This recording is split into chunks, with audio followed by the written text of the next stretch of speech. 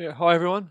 Today I'm just going to go through my selections for 2023 Supercoach starter team. This is my, just team to start with at the moment. Still feeling around with a few things. This isn't going to be my complete starting team. It's just pre-season at the moment. But there is definitely a few players that will definitely be locks, providing they don't get injured. And one of them is Tom Stewart. I picked him simply because he's a bit cheaper than Sicily. And look, he could probably go a bit higher than Sicily in terms of ceiling. It's just maybe the consistency, and he does may do has a bit of an. It's more like might get injured or it might get suspended, as he doesn't really didn't play a full season last year, and that's what I'm concerned about with Stewart. He's missed a few games, and it's a bit frustrating. So we'll see, wait to see with Stewart. If he doesn't do anything silly, he doesn't get injured, I reckon he probably or top at least the top two, top three scorers for defence. Should be at least top three. I reckon he can go number one if everything goes well. But he is a little bit older than Jordan Dawson, who I've also picked here. The reason being is, he finished off the year pretty strong, and he has that midfield defensive role. So I reckon it will suit Adelaide. Adelaide's still a fairly weak team. They're improving, and he's one of their main players now, one of their better players. And he saved my season last year. He's also a bit cheaper than Sicily. Uh, could he go down? Could that be a fluke? He's only really done all one season, and that's the problem with Dawson with the pick. I'm still gonna, take that bit of a gamble. It is a bit of a gamble with only having it one season, but I reckon he's at his peak now, and I reckon you should start with him. Christian Salem, this is probably the pick in the team that I'm a bit, hesitant about or unsure about. He probably won't be my complete starter team, to be honest. He's just in there for now. Look, if he's fit and firing, he potentially could become a not lock, but he may stay in my side longer than expected or be a keeper. But I'm not too sure if he's there. I reckon there's a few other guys ahead of him, quite a few. You could probably go with a Hayden Young and a few other players too. It's a tough one here with Salem because he's not an extremely cheap price, but he's not full price either. So it's one of those ones where you just have to assess the risk. He must be 100% fit though. I reckon if you want to start him, because if he starts off like he did 2021, I reckon it'd be a good decent selection. Will come close to the top six. I'm not too sure if he's there.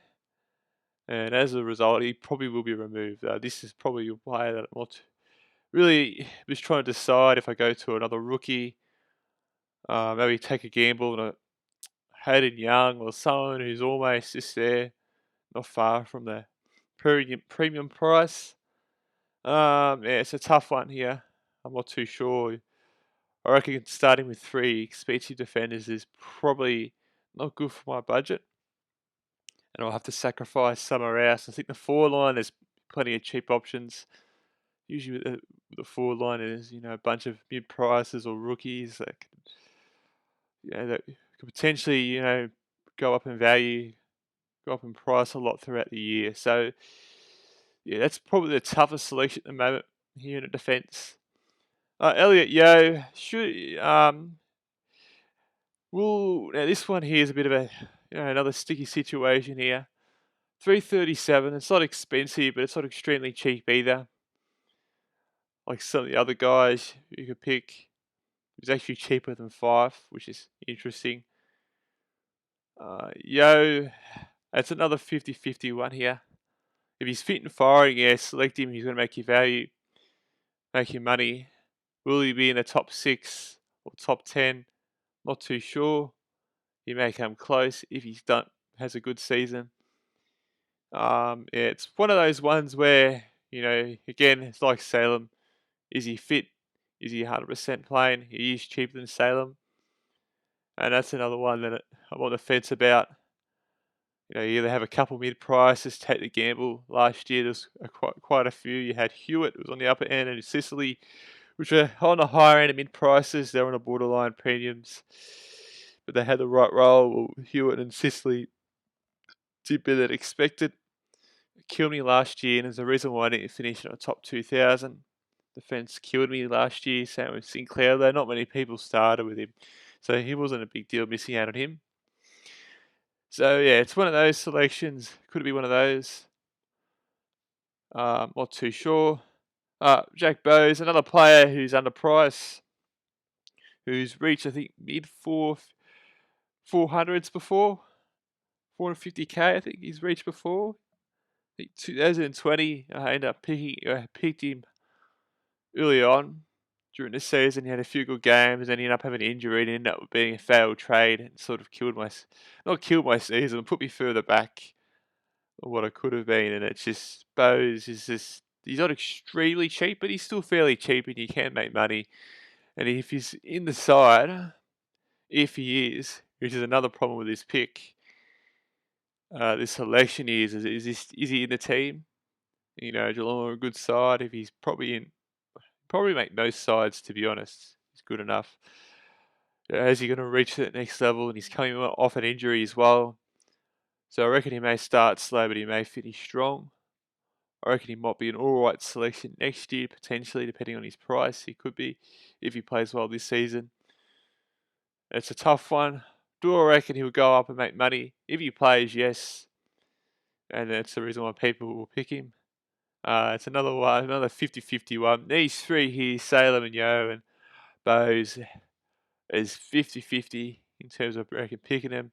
Salem is he's probably actually going to go probably at some point. But we'll just have to weigh up the options depending on the defensive rookies, really. Because that's what we're going to have to rely on. We know Tom Stewart's obviously going to play, Dawson's going to play, and look, Yeo's going to be selected, and Salem, they're going to be selected, but are they going to be 100% fit? There's question marks over Salem, Yeo, and Bowes. Not too sure on them. Are they 100% fit?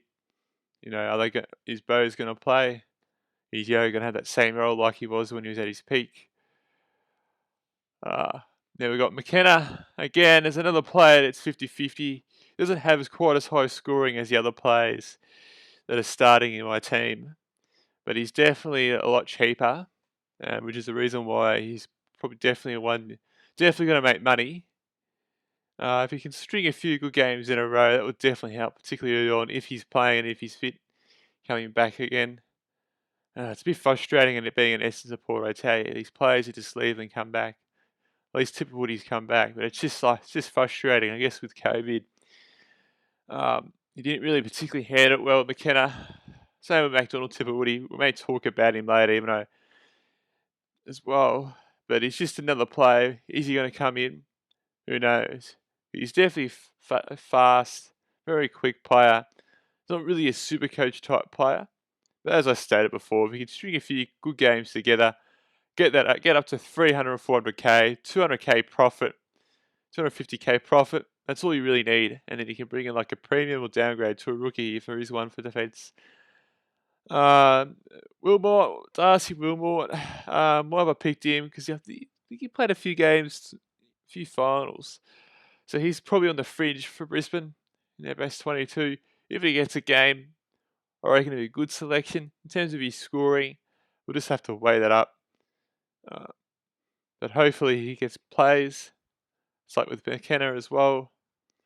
Are they going to play? And Campbell Chaser, few good things about him. But it's again, is he in the best 22? We'll just have to wait and see. There's probably a few other players I could probably put here as well. We will just have to wait with the rookies. This is what I've got, which has been the concern with defence rookies. I know there's a few, but we'll just, like I said, pre-season, it's kind of tough to judge on that because that's going to dictate what to do here, particularly for, for Salem, Bio, and Bowes and McKenna. They're definitely, if there's a rookie to replace one of them two, that'd be great. What do we got? Midfielders here. Oliver is a captain, probably the most boring one. It's probably the most popular selection for captain and one of the most popular picks out of the premiums.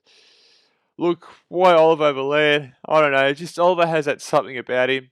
Laird was a great selection last year and saved my season and really helped me come back a bit. Got robbed in the Brownload, I reckon. He only got not many votes at all, considering he was the best Supercoach player. It's up to the umpires even watch Supercoach. underrated player, I reckon. Doesn't get enough credit that he deserves. Yeah, I reckon he got robbed with the Brownlow, to be honest. I reckon he deserved more than some of the other players. Definitely, because, Cripps. Anyway, that's another rant too. That's not what we're going to do this video. Bontempelli. This is another tough one with Bont. With Dunkley leaving now, I reckon it will make it easier for Bont. He may have more midfield time now, which may also help with his scoring. But it is a sort of player, he could probably get a couple goals a game as well with a 30 bunch of disposals, and doesn't really need too many touches. Bont, no, he can just get to high 20s, even low 20s at least, tick over 100, potentially get more depending if he gets a couple goals. He was a bit inconsistent last year at times. He'd have a few poorer scores, which is why he's cheaper than, Oliver or Laird. Despite getting more votes than Laird, which is interesting. Pretty sure it did. Yeah, he would have. But, yeah, Bontempelli's another one. 639's not particularly too cheap either. But, he is a great player. If he was at 600k, then he's probably definitely, sort of must have. Yeah, Bontempelli's definitely probably a lock at the moment. Jack Steele. Yeah, Jack Steele's an interesting one. Because I feel like this selection could go a couple of ways. Jake Steele's back to his best, plays extremely well this season, and even goes up in value and has an extremely good season. Saints may make the finals. I reckon he's probably one of the most important players. Still gets firing. I reckon he could be one of that top 3, top 2 maybe, if he gets firing again. But is he going to be that consistent? Not too sure. The tough one with Steele because he had a terrible start and I had to get rid of him, and it sort of slowed up my season. I had a terrible start and it just sort of slowed me down a bit. But yeah, with Steele, I'll keep him for now because I do reckon he can go up a bit with his points this season. And I have a feeling he will. I could be wrong. I hope I'm not. But who else isn't really in Saints midfield? Yeah, it's a threat to his getting the ball off him, stealing possessions and taking off points. No one really. Yeah, they're a mediocre side at St Kilda, really, to be honest. Will they prove me wrong? We'll wait and see. Yeah, this next one's probably the more interesting selection. That's Luke Davies-Uniacke, or LDU for short. It's another pick that could go either way. I'm going to leave him for now. I reckon he's due for even more of a bigger breakout this season. He had a semi-breakout last year. Just need to prove his consistency. Do I reckon he'll go up? Well, I reckon he will a bit. Maybe hopefully go up to that 600k mark and really try to crack in the top 10 midfielders. Potentially maybe top 8. I reckon he can. The problem is you do have Cunnington coming back, but he's a bit older now. Will Cunnington go back in the midfield, getting the clearances? Not too sure. Jan Anderson did get cut from the team, which is interesting because I still reckon he's in their best 22. He did get picked up from Gold Coast later on, which is interesting. Him and Greenfield are now swapped clubs. Greenwood. So that will hopefully help LDU potentially. It's interesting that not many people have taken that risk like I have. Because he could score more than some of these get close to these top midfielders, I reckon. It all depends on North too. He does have a good ruckman as well with Goldstein, but is Goldstein going to play that main ruckman role? With Tom Cherry? Not too sure, but I'll put Luke LDU in, and he has a good preseason, performs well in the practice games. He's probably the lock, I reckon. Hopefully, just wait and see with this. It's one of those gamble ones that could pay off, since not many people have him at the moment. But if he goes bananas in the preseason, more people will pick him up, and he won't become that pod, and have that huge advantage over the comp. Jacob Hopper, another boring selection. A lot of people picked him. Is he underpriced? Yes. But how high is he really going to go? Is he going to reach to some of these top midfielders? I don't think so. But if we can make 500, go up to 550, easy a lock. Hopefully we can have him in our side as long as we can. It really depends how on his start though, and that's the key. All it is mid prices really. Even the premiums, because if they have a slow start, they lose money, and then you can probably pick them up once trades begin. But once round 3 begins, but it's just these mid prices. You want them to have a good start. Sort of like the Dylan Seal situation. Had a mediocre start, just like we did Essendon, but he had a good ending to the season, and he ended up getting, I think, almost up to 500k. He might have reached it actually. And that's the problem, he could have had that great start to the season, which would have helped owners. But it wasn't to be. Do I reckon Hopper will go up in value? Yes, go up in price, but I'm not too sure how much. That's my final summary on him. If he can go up to 550, that'd be great. That'd be a successful selection. But is he a keeper? I don't think so. Potentially, you can probably hold on to him to the buys. I need to look at that structure too, because I might make me change a few selections. We'll wait and see on that. I'm not going to worry about the buyers probably right now. It's more about making money early on, because that's what really the key is with Supercoach early on. You want to make as much money as you can and have as many players on field playing. Dom Sheed, again, another player that's had a tough time. Another West Coast player had a tough season. A similar situation with Yo. Is he going to go up in value? Is he going to reach near his peak? I'm not too sure with Sheed. Is he a keeper? I don't think so, to be honest. But again, like with Jacob Hopper, will he go up in value? Will he go up to that 550 mark? At least with Jacob Hopper, though, he's moving to a different club. He may have the more opportunities, even though Richmond are a better team. A bit older. They need a bit more freshy, younger legs in the side. But with Sheed, he's a bit older. I do reckon he can get up to 500k, but he's not a keeper in my eyes. And again, that's another pick that's a bit, another 50-50 selection. He may not be my side at the start of the season before round 1. We'll wait and see on him, depending how he goes in the pre-season, if he keeps fit and he doesn't get injured. Now, Will Ashcroft, another boring selection. There's a lot of high hopes about Will Ashcroft, and he is going to obviously make money. It really depends on how much. Is the Horn Francis or Nick Dacos situation here that we got? Is he going to, still continue to play well after the buys? Not too sure with Will Ashcroft. Or is he going to just only make 100k or 200k? That's a tough one. Do reckon he will make money. I reckon he'll probably get up to 450, I'm hoping. 400k, I reckon. Is he a must-have in your team at the moment? Yes, but we need to see on the pre-season too, because sometimes the number 1 pick doesn't quite live up to the hype, or a high-end draft pick. But I'm confident that he will make a fair amount of money. It just depends how much. Do we hold him onto the buys? Is another question too. Will Phillips, again, this is another one I'm unsure about. It really depends if he's in the side, if he's being selected, because he was drafted a few years ago, but hasn't really quite, kicked into gear yet, like some of the young North Melbourne players. And they really need him to start shining and be part of the next, main group with North Melbourne, up and coming group. If he does play, and he does play well in the pre-season, hopefully that will, guarantee him get a selection.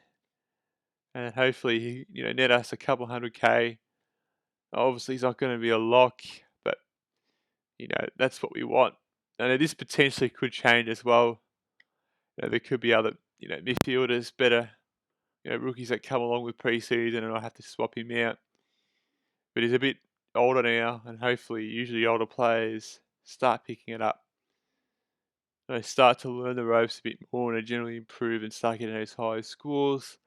We'll just hope that with Will Phillips. Blakey, again, another mature age pick.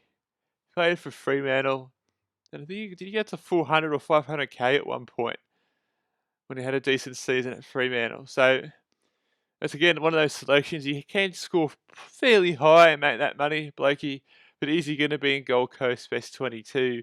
And there's a question mark over there if he is. Hopefully he does get that good position and can scores well decently. I'm not too sure with Blakey. That's another one that is he going to be in the side in round one? If he is, I would have him in. You know he's definitely how much scoring he can do. Unlike the rookies, it's just it's less of a risk, and it is definitely a good price, a rookie price, which is surprising because he's played AFL before, but I guess he hasn't played particularly that much over the last couple of seasons. Constable as well didn't get much of an opportunity at Geelong, which is disappointing. They're a tough side to break into. Probably a player I have to switch over to defence, I reckon, too, if I do end up selecting him for round one. Again, is he going to be in that Gold Coast Best 22? And that's pretty much a lot of question marks over these rookies, really. Magor, he's probably not going to get a game. That might be just, another loophole. He'd probably be out of my side as well, depending. If you want you want a player who's going to actually play in your side round one, I reckon, at the start to get that many, that cash generation, and as well, just in case if one of these other rookies don't play or if someone gets injured for only a week or two or suspended, you may just want to have a rookie cover him for a week or two. That way, don't do a trade. So it's important to have, I reckon, 3 or your full bench playing early on this season, later on this season. Maybe not quite as much because you have a generally a stronger side is more likely to play and earn higher scoring. But yeah, look, we'll wait and see with that. Rucks. Now, Rucks is a bit, some people a bit difficult. For me, it's fairly straightforward. I reckon English and Marshall. Easy locks. I reckon this season. Easy. I can't think of 2 rucks that come even close. There are a few that are on people's radar. Not too. You got Gorn and Grundy. I reckon they're gone now. They're getting a bit past it. Not past it, but they're not gonna be. They're not gonna be the top 5. The number 1 ruckman in terms of scoring, like they have been in the last 5 seasons. I think Darcy did better than Grundy. Average, I think, or better than Grundy. I think for one season, 2021. And in terms of Strawn Darcy, I reckon he could potentially he could be the number 1 scorer ruckman. It's just the injury and the inconsistency, and it's just now you got what's his name back in that Luke Jackson now in the side. It's going to be tough. It's just throws that pick away. If Luke Jackson wasn't in the side, taking that gamble on Darcy looks more likely, and really could potentially outscore English and Marshall. But again, it's just that injury concern with Darcy and Luke Jackson, which is what's holding me back for now anyway. But, you could potentially, go number 1 ruck. And that's with him. With Darcy Cameron, I just don't see what's the big appeal. I know he's a forward as well, and people might swing him in. But I just don't see it with him. He doesn't have that potential high scoring like these other ruckmen have. Even Nat Nui, I know he sort of passed and the injury sort of destroyed his career a little bit. Can't quite run as long. His fitness is lower than the majority of other top ruckmen in the game, or even majority of other players, and that's the problem. With Nat Nui, if you run out games, he's one of the best. Has a great, scores per minute, but it's not quite the same. So, was there any other ruckman I missed? There might have been a few other ruckmen you could probably, just roll the dice on, like Sammy Draper. I mean, he's an okay ruckman, but I just don't think he's a super coach ruckman. Could he probably go a bit higher and improve his scoring a little bit? There's a few other ruckmen that are, like 400 to 500k. Are they ready to take off? Will one of them surprise us? I have a feeling that could happen. One of those 400 to 500k price ruckmen. They're on the verge of, going up. On the verge, but I just don't think, the quad there is English or Marshall, who have the runs on the board as well, but aren't too old. And they don't have anyone else really stopping them for ruckers, particularly with Hayes and going down, and just throws the ball for Marshall to get the number 1 ruck spot. And now forward, and he obviously got Madden, which is a popular bench option at the moment. If he gets selected, Madden, that'd be great for round 1 cash generation. Will he be like a Matthew Flynn situation? That'd be great. If he is, we can get a lot of money out of him. Forward line, Josh Dunkley, boring selection, I know. It seems like the clear, best forward at the moment. We'll have to wait and see if there's any other, massive premium, any other, strong midfielders who do become, forwards throughout the season. I think round 6, round 12, and round 18, and in any of those rounds, hopefully we do get some other, better selections for forward midfielders as well. They'll also hopefully become pods and prove to separate separate sides a bit more. Now we've got the Tim Taranto is another one. I'm a bit hesitant. I know a lot of people are picking him, which I can understand why, but it's another one I reckon that he hasn't really taken it to the next level. But hopefully he gets that more midfield time at Richmond, because Richmond do have a bit older midfielder with Cochin. I'm not too sure how much Cochin's got left, but he just isn't quite that same player anymore. He may have the experience and the mental attributes of a top star player, but he just doesn't have that physical, that physical, that physical attributes anymore. So hopefully Trento does take over. But the other major concern is with Trento is just the efficiency, which I had him a few years ago, and it was a bit of a failed selection. He had a few good games, but he just had a few poor games, and it's just too inconsistent, really for a primo to be in your, hopefully, a keeper.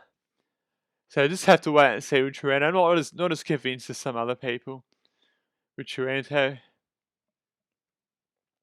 Yeah, we got Nathan Fife. Now, this selection's another one. That's another 50-50 selection. I say that because of his injury, and is he going to get back up to full fitness? Who knows? If he does, he's going to be in the forward line a lot as well. He may, take control of the midfield depending on how fit he is and how much of a break the other midfielders, like Brayshaw and a few of the other midfielders need. And that's the thing with the Freo. Do they really need him in the midfield anymore? They need that, that strong marking forward. Because that's what they've been lacking. He is very good at marking, but he isn't really the best set shot either, which is probably another concern if he does go forward. But he's definitely better marked than most players, and he's pretty strong. But, is he going to get up to the peak that he was a few years ago? Not too sure. I don't think so, to be honest. Is he going to make money? Is he going to be a keeper? Look, if he's fit and firing, does play a good large chunk at midfield, he can kick a couple of goals, a game, or at least a goal a game. Yeah, I reckon he will go up, maybe hopefully to 500k, maybe even 550. That'd be great if he does. He might even become a keeper. But on the other hand, if he gets injured or doesn't get quite the midfield minutes, it's one of those selections that I think could go either way a little bit. I reckon he will have a few good games, once he's back to full fitness. Because he is a professional player. So I reckon he will go up in value, to be honest. I just don't think it's going to be as much as what he used to, though. That's my thoughts on Fife. I know some people may think he's a trap. I reckon his price is good enough. It's lower than some of these other players like Sheed and Yo, and he has a high ceiling in those two. He's shown it. And he's also with the forward too. So I'll probably take him over those two selections over Sheed, to be honest. If you're on the boat with, a mid-pricer. What we got here? Oscar Allen. That is another 50-50 call. He doesn't have this quite as high ceiling as Fife. But I still reckon he can make you a bit of money. Maybe 200k at most. It all really depends how much the ball goes in the forward line with the West Coast. Selecting a key forward or a forward isn't really Supercoach friendly unless you're like a Tom Hawkins or Revolt or Jonathan Brown. It's not really going to really work out on a consistent level. Particularly if West Coast is still going to be a weak side. Is the ball going to go down there as much? Not too sure. So Oscar Allen's another 50-50 player. Will there be other? There could be potentially other mid prices that pop up pre-season, a bit undervalued. There may be some better rookies too that come through. That's just another one we'll have to wait and see on. Still cheap and will make money, but is it the 200k we need? Because you really want to. The aim is to probably make 200k on a player, or at least 150k. Will he do that, Oscanella? I reckon he might just miss out, to be honest. I reckon he can maybe just get under that and be 380. Could be wrong. He may string a few goals together and get up to 400k. Who knows? But West Coast, that was still not that good team anymore, and they could potentially improve this season. That's just 50-50 on Allen. Toby McLean. He's definitely underpriced, and I reckon if he's in the side and is fully fit, he's definitely another player. Definitely a lock. In my side is also midfield too, which makes him even more tempting. It all depends where Bulldogs play him as well, but he's definitely going to make you money. He's scored okay in the past. I don't see what really could stop him doing that again. Maybe the injury and Bulldogs midfield options, but he should make you probably a couple $100,000. And he seems to be an obvious selection and reason why he's one of the more popular selections in the forward line. Ben King, what's my thoughts on this pickup? Now this bit mixed as well. I reckon he is going to probably start my team providing he's fit. I think people are choosing him, as more of a okay, we know what we're going to get. He's not really going to score too much. He may have a good game now and then. He may score over 100 once or twice or a few times this season. And that's the main problem with some of these key forwards.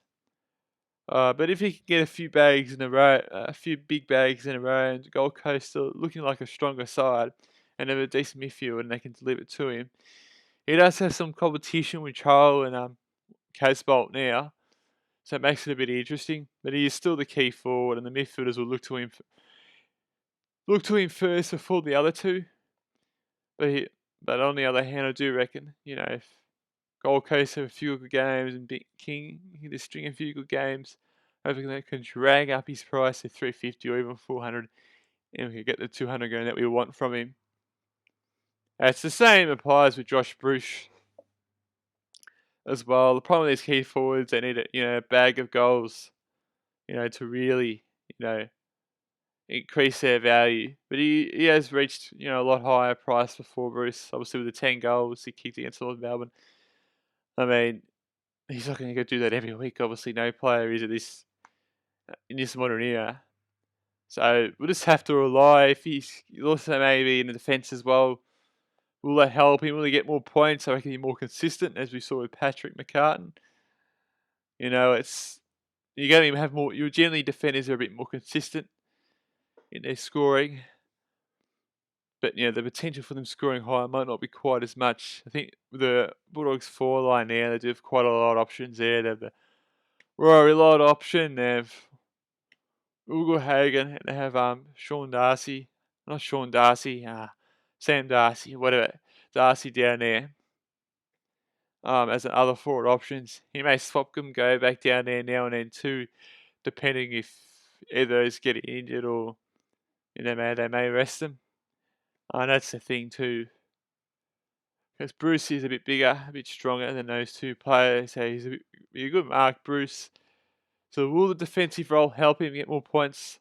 That's another thing with Bruce. Is he even their best 22? I reckon he still is. I reckon he still has a fair bit to offer. It can help with the Bulldogs backline too, because it is it's the weakest part, I reckon, of the Bulldogs, to be honest. The forward line, seems to be okay if Norton can kick straight too. And Josh Sheed, hopefully, he plays a few more games. He will probably be out of my side. A few players that aren't in the forward line that you're probably thinking, oh, why is this player in? That's Connor Rosie. Again, that's another player that could come into my side. Well, I need to have a look on the pre-season. Never particularly sold on Rosie. He just hasn't been fully consistent yet. Is he going to be the next Petrarca? That forward midfield, that breakout. He just hasn't. He did a semi-breakout, but it's the next level. And it's the same with Butters as well. The consistency, it wasn't quite there with Butters as like we thought. He has a good game now and then. That's the consistency we need as well. So look, am I happy with this side? There's a few changes I'm going to have to make before round 1, I reckon. But I think most of the picks, a lot of people have, and some people agree with me. I know with LDU, it's a 50-50 pick. I want to take the gamble. I reckon it's worth it. I reckon it's, instead of going boring, and I reckon it's good to choose something different. I reckon I might choose a few more pods as well. Hopefully, they outscore some of the other selections, more popular selections that people pick that I don't have. But overall, I reckon this side's okay, and I need to hopefully just wait till the season gets started. I reckon make it easy who not to pick and who to pick, but it all really comes down to plays round 1, and that's just particularly with the rookies, and that's just really what it is. But yeah. Alright, I hope you liked the video. Thank you for watching. If you want more Supercoach content, like and subscribe please. Thank you for watching.